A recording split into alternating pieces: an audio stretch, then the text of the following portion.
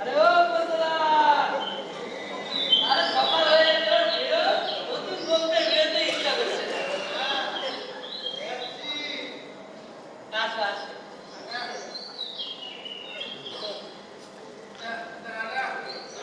আরে বাবা, কি ছিল ভাই, এখনো বেরোতে পারলো না। ওই যে, বুঝলে তো, এই হচ্ছে সত্যের কপাল। মাঝখানে একটু চুপ করে গেছিল বটে, আবার ঠিক খামে খাম বসে গেছে। আর এই হচ্ছে বলতে কপাল। হ্যাঁ, শাহরুখ খান ঠিকই বলে, কি বলে গো? हमारी फिल्मों की तरह हमारी जिंदगी में भी